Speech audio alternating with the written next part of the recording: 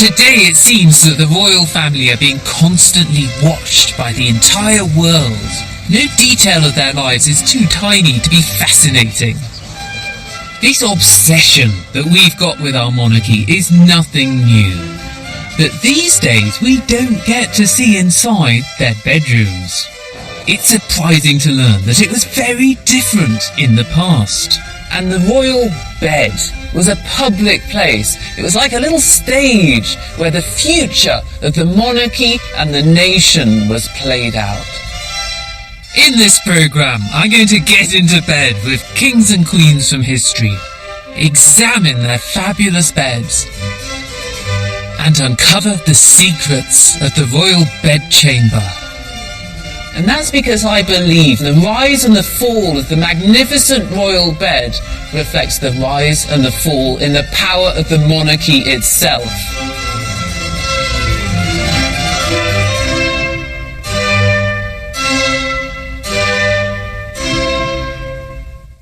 This programme was made possible in part by contributions to your PBS station from viewers like you. Thank you. We get our first glimpse of the importance and grandeur of the royal bed in medieval times. Geoffrey Chaucer of the Canterbury Tales has a lot to say on the subject of the beds of the medieval rich and famous. In another poem called The Book of the Duchess, he describes 14th century luxury, a feather bed rayed with gold, and right well clad in fine black satin from over the seas.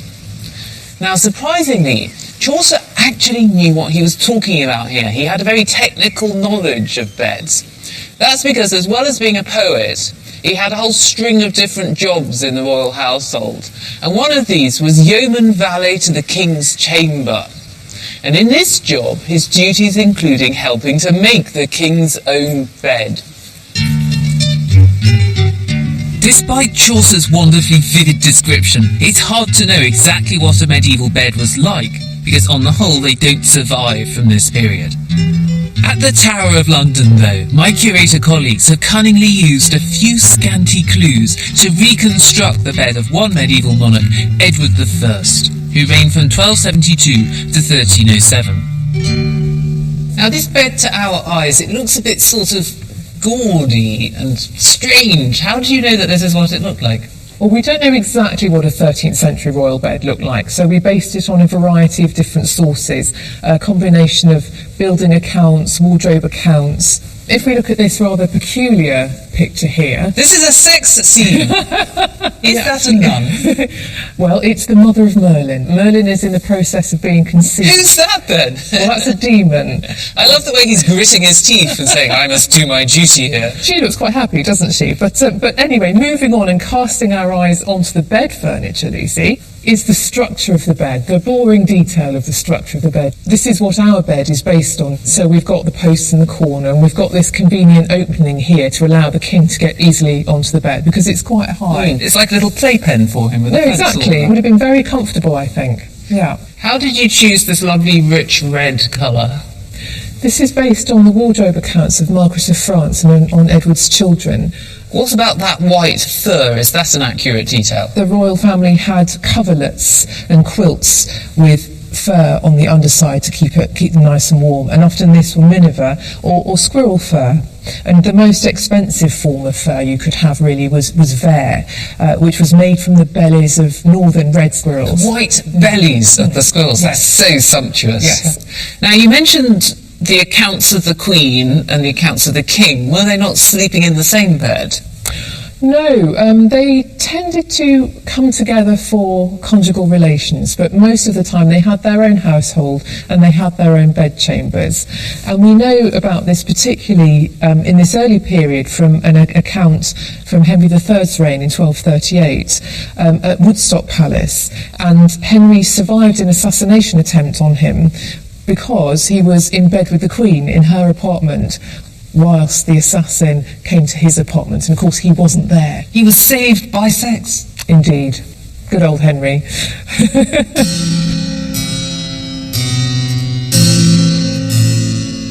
You may have wondered why when you see pictures of medieval people in bed, they often look like they're sleeping sitting up. This could be something to do with art, showing the sitter's face more clearly, or iconography. I don't believe that kings actually wore their crowns in bed.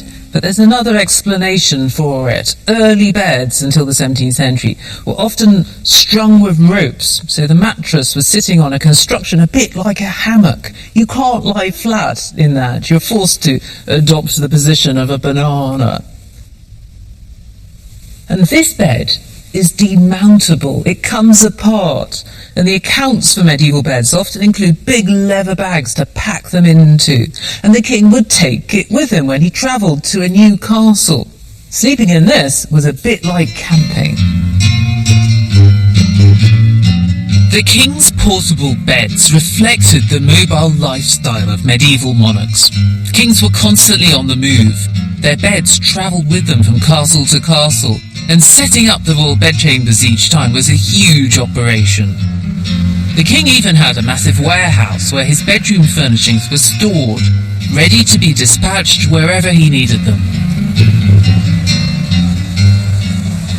The names of churches in the City of London often give us clues to things that aren't there anymore. And St Andrew by the Wardrobe used to stand next door to the King's Wardrobe. Here it is on the map.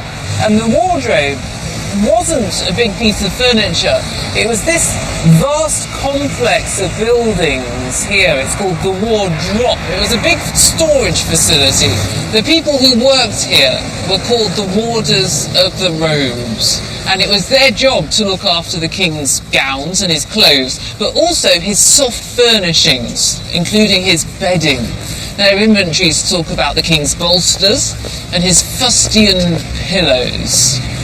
All this stuff used to be kept in the Tower of London, but in 1361, Edward III brought it here to the new facility, and there it stayed until 1666, when it got burnt down in the Great Fire.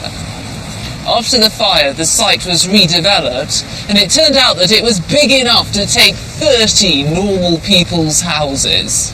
The medieval royal bedchamber was hugely important, but then it wasn't just a place for the monarch to sleep. It was also where he conducted the day-to-day business of being king, holding meetings with his courtiers.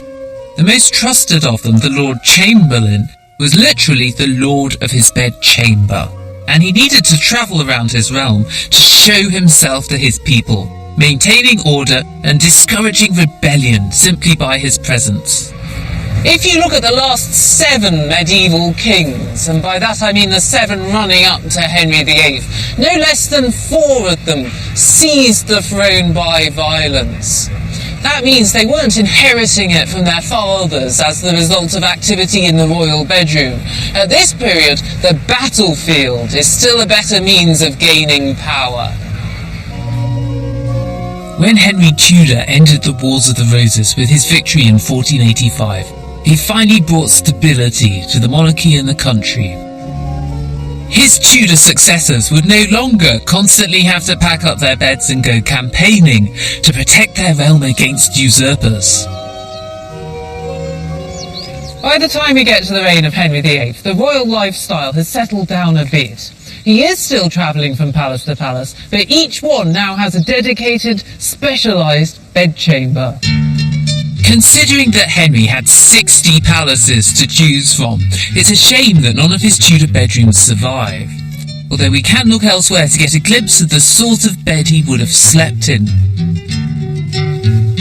This is Hever Castle in Kent, in the Tudor period home to the famous Boleyn family. We know that Henry visited Hever, and if he stayed over, Thomas Boleyn, the head of the house, would have had to give up his bed for his monarch. This bed is a typical Tudor affair, solid oak and decorated all over with intricate carvings. Tudor monarchs slept a little more peacefully than their medieval predecessors, but there were still some disruptions. Even royal beds were infested with fleas. Henry VIII took a little piece of fur to bed with him, so that the bugs would jump onto that instead of sucking his own blue blood. And there were security checks too. Before bedtime, servants would roll across his bed to check that assassins hadn't concealed a dagger in the straw mattress. The future and the stability of the monarchy was beginning to shift, away from the battlefield and into the royal bedroom. It was here that the long-term success of the dynasty would be decided. Now, at first, the Tudors could be said to have quite a tenuous grasp on the crown, couldn't they? Henry VII, he seized it from Richard III. How does he go about building up a stable dynasty? The best way of doing that, of course, was to make a good marriage and then, of course, to have an heir, which is exactly what Henry did. He married soon after his accession, and within a very short time, he managed to have an heir, Prince Arthur. So, marriage and the birth of children, they're central. Matters of the bedroom are central. Really, we can consider the bed as our kind of theatre or stage upon which all the key events are going to play out. When you read accounts of the wedding of Prince Arthur and Catherine, the Spanish princess, it's almost voyeuristic, the detail. We get to see them going to bed together. You can just imagine sort of Catherine looking at Arthur and Arthur looking at Catherine and thinking, we're for it, we've got to do this we've now. got to get busy. And of course, so massive expectation. And of course, although everybody would withdraw, you can imagine all the kind of whisperings outside the door, exactly to know what was going on. And so, of course, when the couple emerged in the morning, there was great expectation. What had happened that wedding night becomes hugely important because within just less than a year, Arthur dies. Catherine of Aragon is left a widow. She's too important a figure to remain unmarried. She is the daughter of Spain. And so what happens? She marries Henry VIII, brother to Prince Arthur. The marriage is happy for a while. Then, when no male heir emerges, Henry decides that he wants an annulment. His attention has wandered to Anne Boleyn, and the key issue in order to get that annulment becomes events 30 years before, way back in the bedchamber of Arthur and Catherine of Aragon. The great controversy is when Henry wants his divorce from Catherine, he needs to prove that Arthur and Catherine did consummate their marriage, and she needs to prove that they didn't. Yes, I mean, he turns to the text of Leviticus, where it says that a man shouldn't lie with his brother's widow, and suddenly says, aha, this is evidence that I should never have married anyway. And so any of those people that were around at the time were called upon to describe what had happened. One of those sources describes how the morning after the wedding, the morning after the night before, when Prince Arthur emerges from the bedchamber, he brags to one of the grooms of the chamber that, bring me a drink for I'm thirsty because I've spent the night in the midst of Spain, which is a hot region. He could have just been showing off, in my opinion. Bawdy adolescence, perhaps, but who's to say? Catherine remains absolutely committed to the line that she never had sex with Prince Arthur. Therefore, it's absolutely fine and above board for her to have married his brother Henry VIII. So it's like a little keyhole detail, isn't it? It's such an intimate thing, and yet it's a matter of international diplomacy. Exactly. The marriage bed, which we sort of see as a private space, is the stage, the sort of great public arena through which these key issues of the Tudor monarchy are played out, really. Catherine of Aragon endured great personal suffering as a result of this investigation into her sex life, but it was also to have extraordinary consequences for the nation as a whole. Gossip from a Tudor bedroom had given Henry the excuse he needed for his divorce, ultimately leading to the break from Rome and the birth of the Church of England. It was clear that a king's performance, or non-performance, in the royal bedroom could now transform the future of the country. The pressure to produce new members of the dynasty became even more intense as the Queen's crown passed to Anne Boleyn. Catching Henry's fancy wasn't enough to ensure Anne's success. She had to produce a male heir. As with Catherine, Anne's fate and the fate of the nation would be decided in the royal bedroom. To make sure that a royal baby, heir to the throne, was healthy and safely delivered, a Tudor queen's pregnancy was closely monitored. So on the 26th of August 1533, following the announcement that Anne was going to have a baby, she was confined to her bedchamber at Greenwich Palace. The doors were closed, the windows were blocked, fires were lit, and the darkened room was prepared with candles and aromatic oils. Despite the stifling summer heat, Anne would have to spend the next 8 weeks in this stuffy cocoon. Every moment of her pregnancy was witnessed by a gaggle of women selected from the Tudor court. It must have been horrible for Anne to be trapped in what sounds like a really oppressive environment for such a long time, at the height of summer, with all these people watching her. And when the baby was born, it was a disappointment.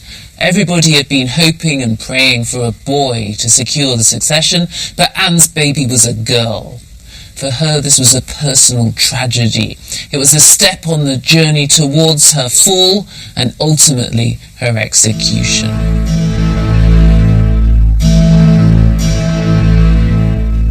The trauma of this event and the importance that was attached to it showed how the future of the succession would now unfold in the royal bedchamber. And the Tudor dynasty's anxiety about its future would all be centred in the royal bed. As the number of Henry's wives mounted up, people's scrutiny of what was going on between the royal sheets got more and more intense and intimate and quite extraordinary in its detail. When Henry VIII wants to get rid of his fourth wife, Anne of Cleves, his line is that Anne was just too unattractive. He couldn't bring himself to consummate the marriage. But this was a risky strategy, because people may have said, well, it's Henry's fault. The king is now old, he's becoming impotent. So to counter this, Henry does something quite extraordinary. He has his Dr. Buzz, make an announcement in the House of Lords that the king has still got it in the bedroom department. Dr. Butts tells the Lords that the king's had duas pollutiones nocturnus insomno. That means 2 nocturnal pollutions, 2 emissions. This is intended to show that the king is still very capable of fathering a child. In the Tudor period, then, inadequacies in the royal bedroom had been instrumental in the divorce and downfall of 4 of Henry's 6 queens.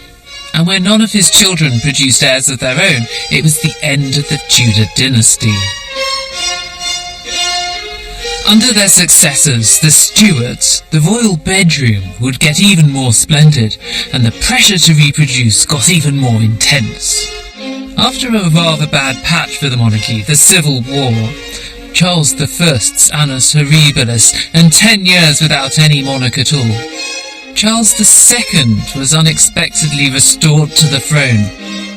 He knew he had to create a stable and a popular dynasty. When he arranged the marriage between his niece and the Dutch Prince William of Orange, he even turned up at their wedding night to egg them on. When the 15-year-old Mary was told that she had to marry this unknown 27-year-old hooked-nosed Dutchman, she cried for 2 days. And their wedding night was quite inauspicious. The young couple were put to bed by the whole court. And then Charles II, who was uncle to both of them, shouted out some helpful words of encouragement. "Now, nephew," he said, "to your work for St. George and England." As with the Tudors, royal wedding nights were witnessed, and when a royal baby was born, it was equally important that courtiers were present to swear that the heir was healthy and likely to live. And the Stuarts would discover that you could never be too careful about getting this done properly. In 1688, dangerous speculation about failings in the royal bedroom would bring about the downfall of the king himself, James II. This bed belonged to James II's second wife, Mary of Modena, the Italian princess. But when I say that, I have to qualify it a bit, because the bed's actually a bit of a mishmash. Mary would have slept in it in the late 17th century, but the wooden structure holding up the canopy actually dates from the early 18th. Those are Mary and James's initials on the headboard, but they've been bought from another bed, cut out and slightly randomly plonked here. So it's not the greatest work of art in the world. But the reason that people have looked after it and repaired it and cherished it for centuries is because of what went on here. This was the location of the famous warming pan incident. The warming pan incident began with the announcement from St. James's Palace that Mary of Modena had given birth to a son. Usually this would have been a cause for national celebration, but James II was extremely unpopular.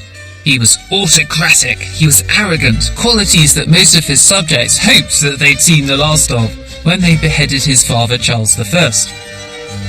But James's biggest problem was that he converted to Catholicism.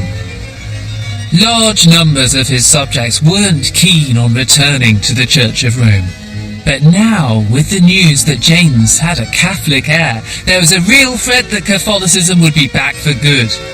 In the eyes of the Protestant establishment, something had to be done.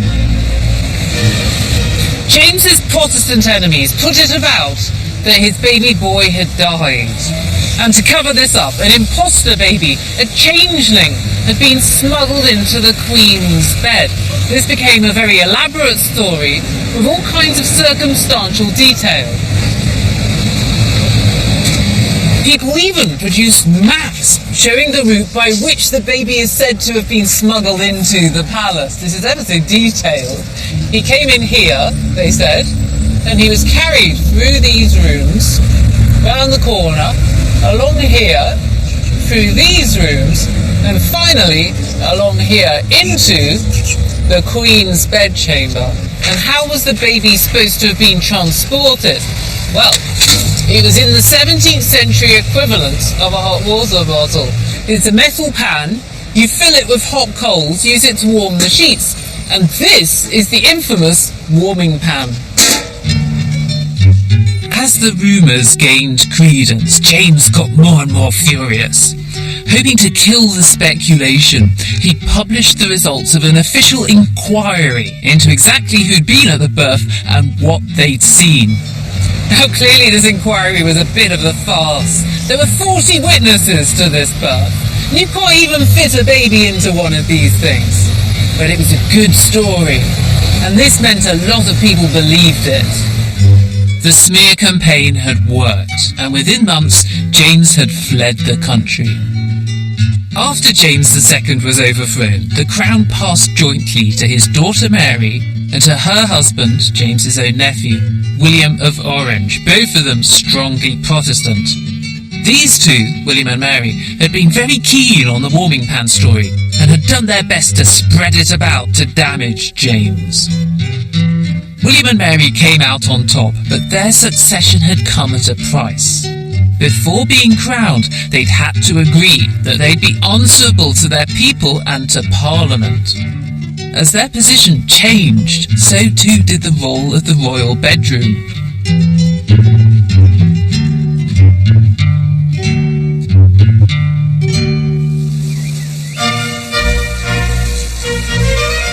William and Mary made their main base at Hampton Court, totally remodelling the rambling Tudor palace and spending £131,000, about £9.5 million today, on the refurbishment and its new Baroque layout. And the new royal bedrooms give a fascinating insight into the changing relationship between the monarchy and its subjects.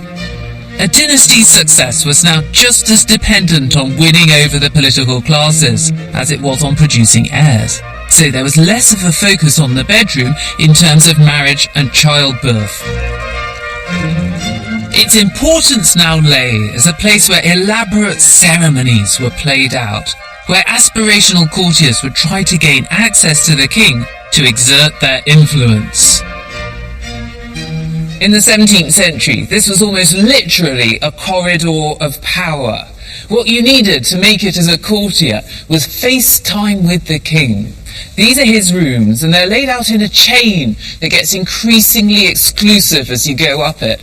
There are the more public rooms at that end for receiving guests, then the more private rooms that are for eating and for little parties. Now, the more important and influential you were, the more likely you could get up this chain, and the more likely you were to get into the actual presence of the king. The climax to the whole experience is the king's bedchamber. You can tell this is the most important room because of the painted ceiling, the decoration is much fancier than elsewhere, and obviously there's an enormous red velvet bed in it with an explosion of ostrich feathers. It's quite surprising that the king's bedroom was a semi-public space, but those top courtiers, the ones who made it, they were allowed in here to watch the ceremony of the king being dressed in the morning, that was called the levee, or undressed at night, the coucher. The king didn't actually sleep in this bed. He nipped next door to a much more comfortable little one. And by the late 17th century, this is a purely ceremonial space. It's a bit weird to think, though, that sometimes it was packed with courtiers looking at the king in his underwear. These rituals may sound extraordinary today, but they really mattered. Although power was beginning to shift to the people, the monarch was still ultimately in charge. To see or to be seen with the king was any ambitious courtier's goal. But it was the people holding backstage passes, the staff responsible for looking after the royal body and bedroom and orchestrating these rituals, who were really at the top of the tree. So what we have here is a list of all the servants who attended the king in his bedchamber. Quite a number of them then, really, ranging from high to low in serried ranks. Yes, absolutely. And the groom of the stool, or stole, as it's written here, he's the most important. What was his job? Well, the groom of the stole was originally the groom of the stool. So during the Tudor period, the officer that attended the king when he went into his stool closet. His toilet? When he used his closed stool, yes. And did he have the job of wiping the king's bottom then? Probably not, no. Oh, come on. Surely, lost in the mists of medieval time, it was pretty hands-on. It was hands-on, but he would have done things like holding the candle, helping the king with his clothes, and passing him the stool ducat, so the wiping linen. Well, if you're handing the king something to wipe his bottom on, that's still a pretty dirty job. It is, but it wasn't considered to be menial. It was actually a very important and honourable role. That was because you got the chance to be alone with the king, intimate with him, you could ask him a good favour. Yes, it's a key moment where you can ask the king for a promotion, or you can ask for one of your friends to be promoted, or perhaps try and influence some political policy. It's amazing to think that this is the top job at court, and yet it involves the toilet, but everybody wanted it. Absolutely, it really was the most important job at court. What about actual dressing? Well, the grooms of the bedchamber were responsible for keeping the king's underwear, so his day shirt and his drawers. So they bring those into the royal bedchamber. He's not important enough to put the shirt on the king himself, so they would warm the shirt by the fire and then pass it to the groom of the stole, who would then put it on the king. I like that. So the more important you are, the more intimate the things are that you're allowed to do. Absolutely. The monarch had a huge retinue of staff, each with his or her own title and very specific function. Many of these officers still survive in the royal household to this day. Those who were responsible for the bedchamber, the most important room of the palace, were at the top of the hierarchy. The groom of the stool, or stole, had access to all areas. He had the private key to the king's apartments that he wore on a blue ribbon round his neck as a badge of his office. Where, you might wonder, could William III ever be by himself? Well, there was one place, down here, in the king's private apartments. This little room was his private bedchamber. It's got 3 different doors, but on the inside of each of them is a lock with a bolt. So the king could slip these 3 bolts, and he was in the one room of the whole palace where he could be on his own.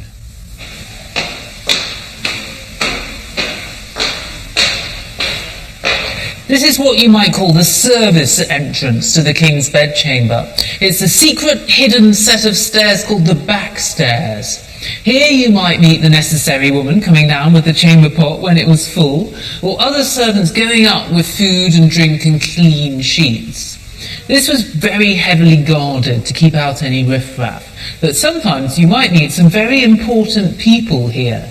If the king wanted any visitors to come and see him in secret, with discretion, then they came up through the back stairs. Access to these back stairs was closely monitored by the page at the back stairs, or some people used his less formal job title, the Pimp Master General. In the 17th and 18th centuries, male monarchs were notorious for their mistresses. Charles II's infamous actress turned mistress turned Duchess Nell Gwyn, and Barbara Villiers, the uncrowned queen who secured titles and wealth not just for herself, but her 5 illegitimate children with the king. And George II had his famed official mistress, Henrietta Howard.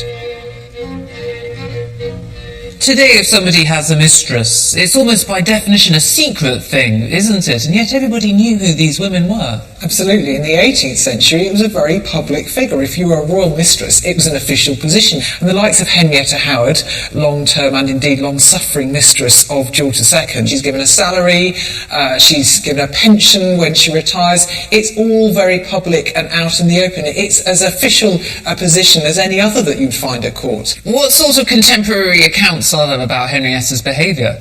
Henrietta was very popular with certain sections of the court, and her apartments were forever filled with ambitious courtiers, all expecting her to be able to put in a good word on their behalf with the king. Whatever the perception was, how much power did Henrietta really have?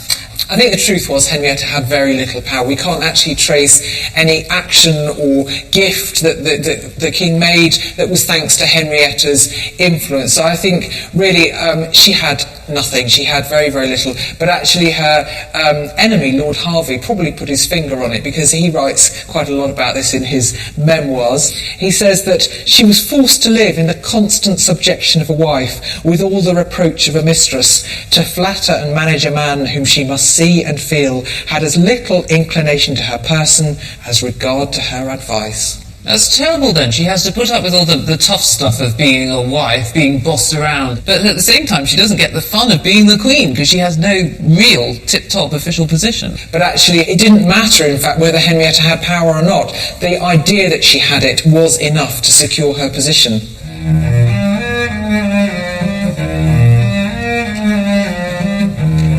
By the 18th century, the royal bedroom was the epicenter of power at court. And if you could gain access to it, you were considered to be amongst the chosen few. Its prominence was illustrated by the extraordinary beds that were made for it. When the last Stuart monarch, Queen Anne, realised that she was approaching the end of her life, she commissioned what people have called one of the most magnificent beds ever created.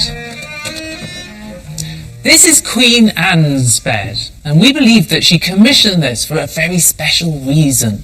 We believe that she intended to die in it. Unfortunately, she left things a bit late, and she actually died before the bed was finished.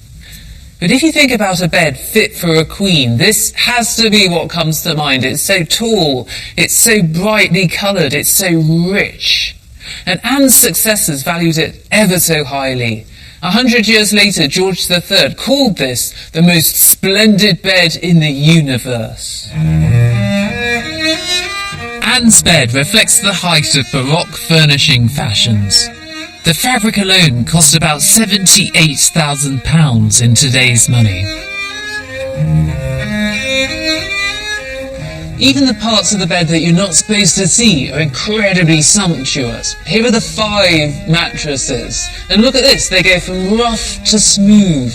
They get increasingly silky as you approach the proximity of the monarch's flesh.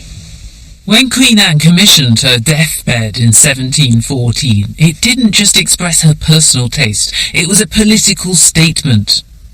Traditionally, luxurious fabrics like this would have been created on the continent. But now, with Britain at war with France, this bed had to feature the best of British.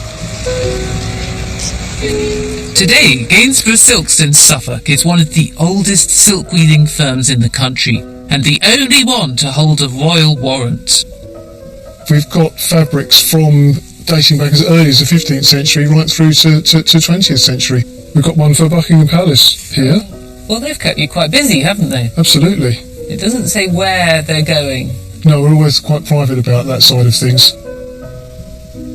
Well, some things might be strictly hush-hush, but Gainsborough's swanky silks still show just how much money and effort must have gone into a bed like Anne's.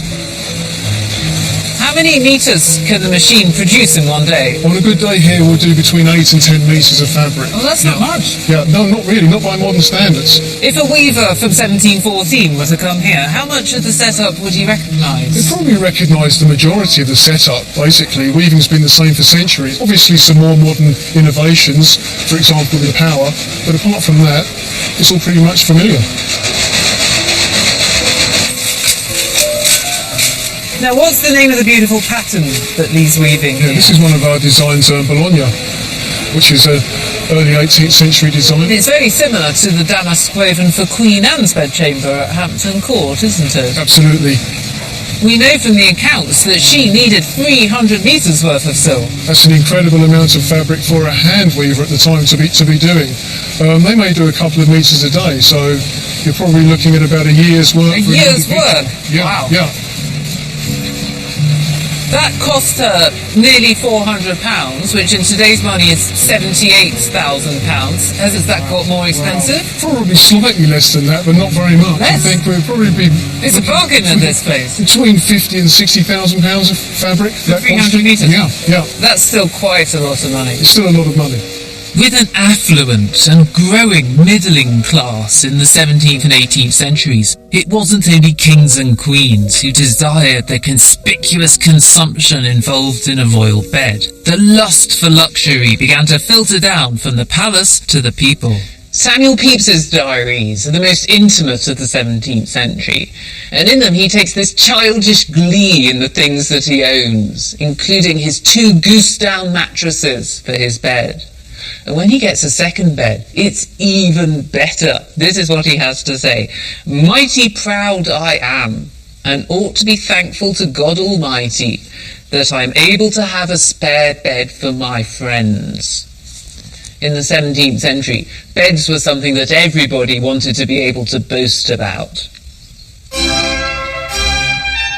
Samuel Pepys was the official secretary to the Admiralty, and in his work he sometimes rubbed shoulders with royalty.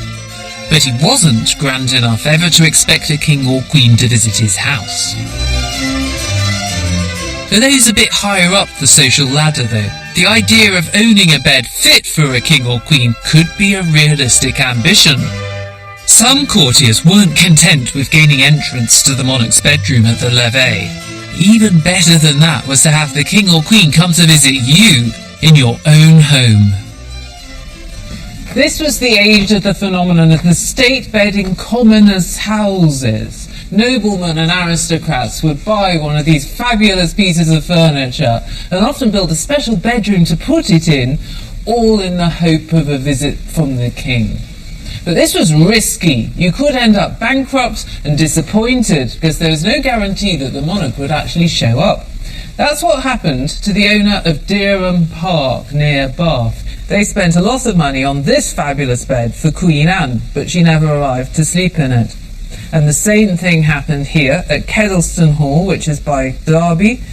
They built here an absolutely fabulous state bed. Look at that one, but George III never showed up to sleep in it. And the same again happened at Audley End House in Essex. For the 3rd time now, we have one more bed in which the king never slept. Most frustrating of all is what happened to the owner of Wilton House. He actually had a royal visit booked, but he didn't have a state bed. So he borrowed one from a friend. It was a huge palaver getting it into the house. But when George III actually arrived, he wouldn't sleep in it. He brought his own bed with him. Since the royal family thought that they owned the best beds in the universe, perhaps it's not surprising that they'd shun second best. But although many people were disappointed that their state beds went unslept in, for others the cachet of simply owning a state bed fit for a king or queen was enough. This is Osterley Park, the 18th century home of the Child family. The Childs weren't old-school aristocracy who worked their way up through the royal court, but they got their money through banking. They were part of a growing new elite who were reaping the benefits of Britain's Industrial Revolution and its expanding empire. And although they had little chance of getting a royal visit, the bed they created is probably the most spectacular we've seen. In my opinion, this is one of the most flamboyant and playful beds ever designed. It makes me think of actors and actresses and the theatre. It's the work of Robert Adam, who created the very distinctive look of the late Georgian age. And it's a whopper. The dome is so heavy that it's not only a 4-poster bed, it's an 8-poster to take the weight. At the same time as he was working on this commission, Adam was also designing a new box at the Italian Theatre in the Haymarket for George III. And some people think that the two commissions got intertwined. And I do think that those velvet swags look like just the sort of thing that you find round a box at the theatre. When the bill arrived for his bed, Robert ripped it up so that his wife couldn't see how much money he'd spent on it. But people guessed that it probably cost £2,000, which is £210,000 today, an awful lot of money to spend on a piece of furniture. But to Robert Child, this was money well spent. The king might not actually come to sleep in it, but Robert was the first generation of his family to have been born a gentleman. He wanted to have all the trappings of high society, and he was very proud of his bed. He and his wife would bring guests through here on a candlelight tour to admire it. And it was even accessible to members of the public. They too could see it if they paid the housekeeper. The connoisseur Horace Walpole found that it was a bit too theatrical, a little bit nouveau riche. He said it looked like a lady's hat decorated with flowers around the top. And he asked what would the serious Roman architect Vitruvius make of this form of classicism. The dome looks like it's been decorated by a milliner.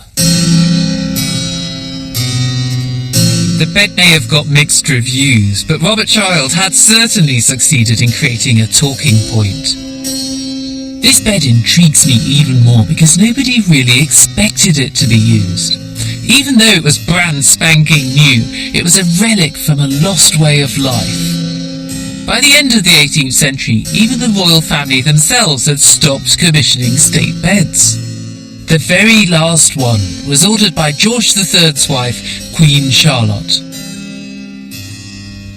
This has got to be the most delicate and beautiful of all the royal beds, wouldn't you say? I think it really is exactly that, and there's a reason for that, perhaps because it's one of the last gasps of the great state bed, so they put all their ideas and energies and thoughts into it.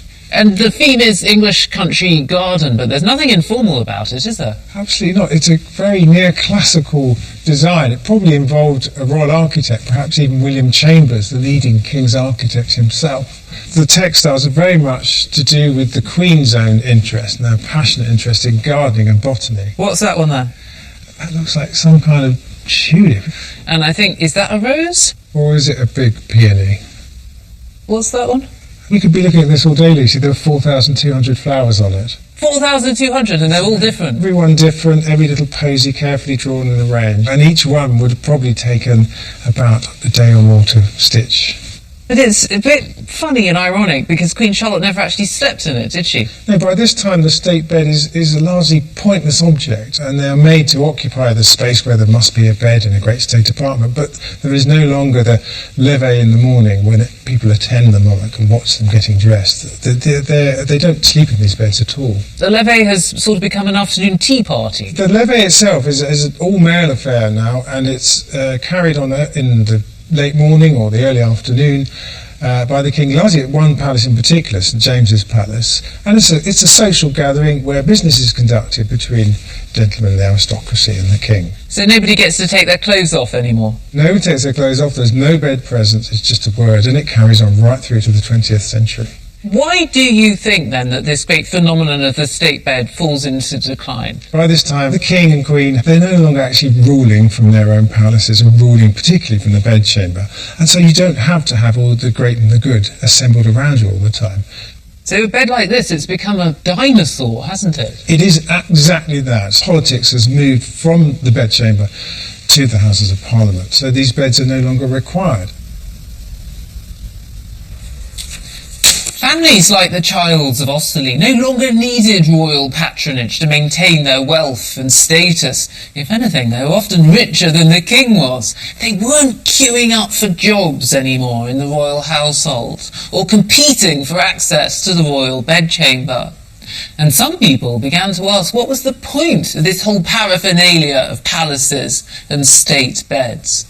In 1831, the political reformer John Wade put together what he calls an extraordinary list of the incomes, privileges and power of the aristocracy. And he doesn't mean that in a good way. He asks all sorts of difficult questions like, what is a levee? He says it's just a procession of fools. They bow, and the king bows, and sometimes the king even smiles. And what's the point of the ancient officers of the royal household, the groom of the stool, or the lords of the bedchamber? Well, at best, they give a nice little income to some ruined aristocrat, or some low parasite. By the 19th century, the monarch had become little more than a national figurehead. The court was no longer a certain route to financial success. Political power now lay squarely with Parliament and the Prime Minister.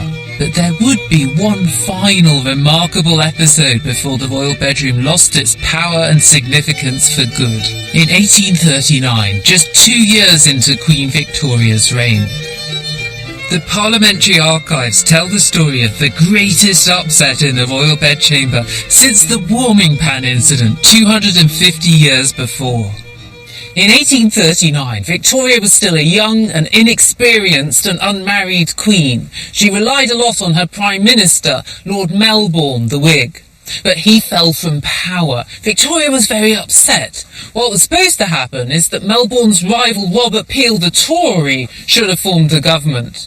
But he refused unless a certain condition was met. He said, I won't do it unless Victoria sacks her ladies of the bedchamber.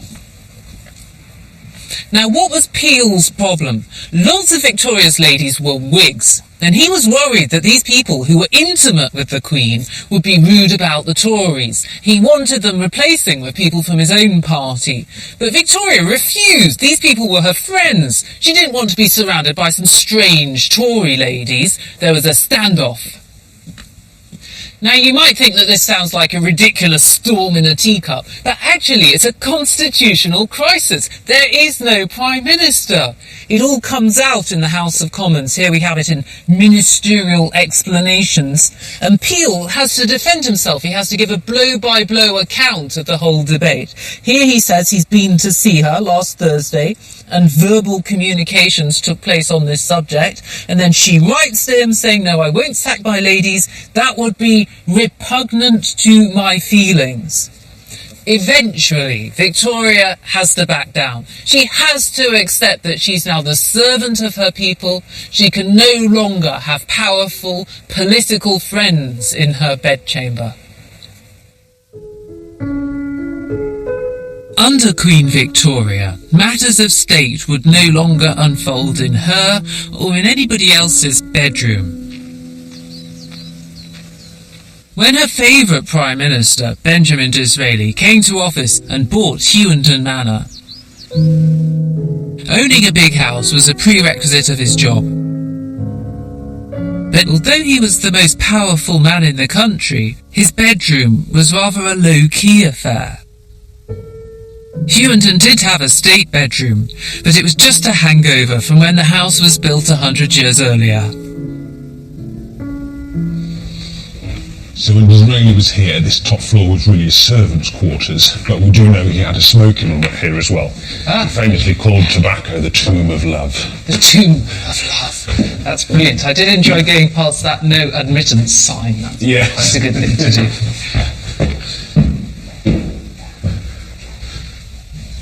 So how is this curious room a state bedroom? How does it work? Well, this was the size of the state bedroom, and it feels very squat, and that's because this floor didn't exist. It's been inserted into. Absolutely. This was a big two-storey quarter of the house. Yeah. So this is the original ceiling and plasterwork to the room below here. So it was a vast room. It's pretty grand. Absolutely. It's one of the impressive ceilings of the house, actually. So was there ever a royal state visit to Hughenden? Disraeli, when he lived here, did have a royal visit, and that was Prince Albert, who got caught in snow passing through Wickham and diverted to Hughenden and was snowed in here for 3 days. That's really ironic that we're in this very grand 18th century shell that was constructed for a state visit. It never got used, but eventually Prince Albert did come, but it was a private, low-key, domestic, cosy little visit. Absolutely, yes. And they famously played whist together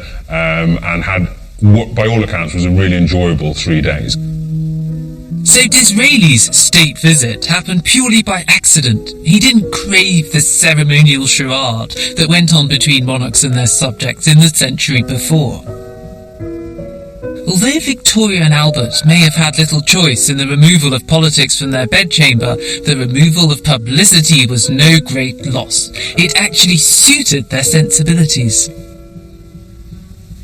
So Helen, from Queen Victoria's diaries, we sometimes get a glimpse into what actually happened in her bedroom with Albert, but generally people at the time wouldn't have had a clue, would they? No, all of that was strictly off limits. The private life was private, but the image that was projected for public consumption was, of course, this one of the happy family round the Christmas tree at Windsor. This is almost middle class, but like any middle class Victorian person, we're not going to let you into our bedroom. Absolutely not. That was their own very, very private sphere.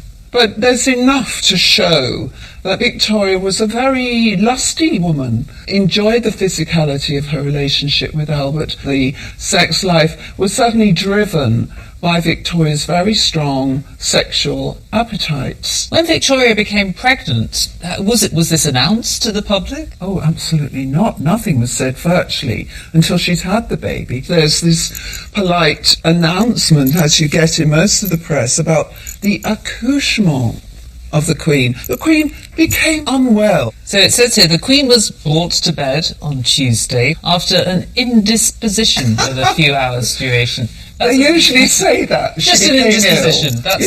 It was all over in a trice, really. Yeah. The Queen herself found pregnancy actually unpleasant, ugly, uncomfortable, very animalistic. She didn't like the process of being pregnant. For example, in this letter, she talks about how she hated seeing ladies going out in public when they were heavily pregnant. And she used the word enceinte, the French word for pregnant, and it's another euphemism that was used. She thought it was absolutely appalling. She said it was quite disgusting. It is more like a rabbit or guinea pig than anything else, and really it is not very nice. That's brilliant. She found the whole process extremely ugly. I feel like a cow or a dog at such moments. I often feel shocked at the confidences of other married ladies. They are very indelicate about these things.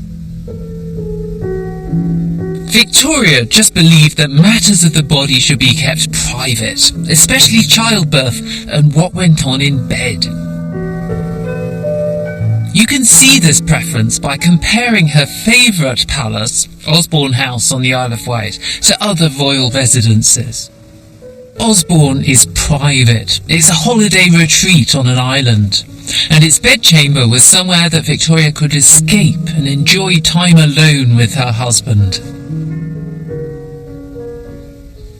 This bed is an incredibly personal and intimate piece of furniture. The bed was of great importance to Queen Victoria, but in her private roles as a wife and a mother, and they're both commemorated here. Down at this end, she's put up a little plaque which marks the date of the first night that she spent here with her beloved husband, Albert. And the date of the last night too, because clearly he died many years before she did. This isn't spelt out in the plaque, it's just the dates. It's intended to be read only by Victoria. And at this end of the bed, this plaque commemorates her death in this bed in 1901. And this is a family thing. It was put up by her daughter-in-law. It's not for public consumption. and it reads, "In loving memory from her sorrowing children, grandchildren and great-grandchildren to their ever-beloved mother."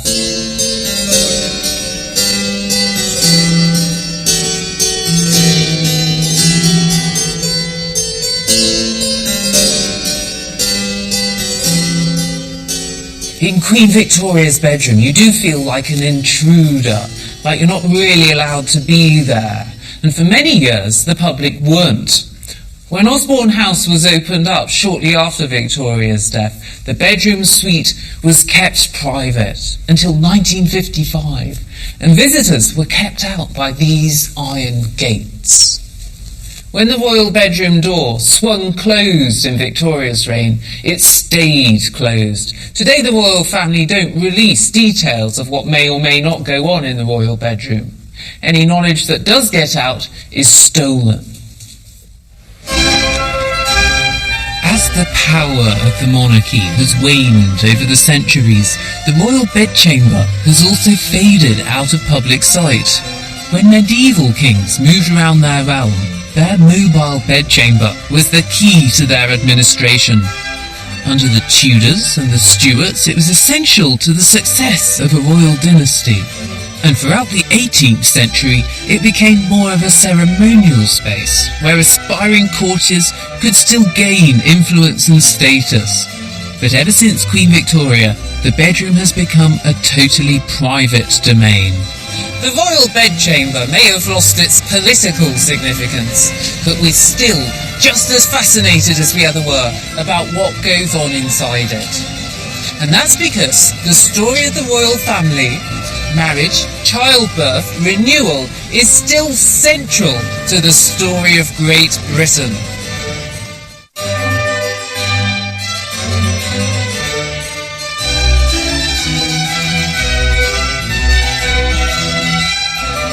Tales from the Royal Bedchamber is available on DVD. To order, visit shoppbs.org or call 1-800-PLAY-PBS.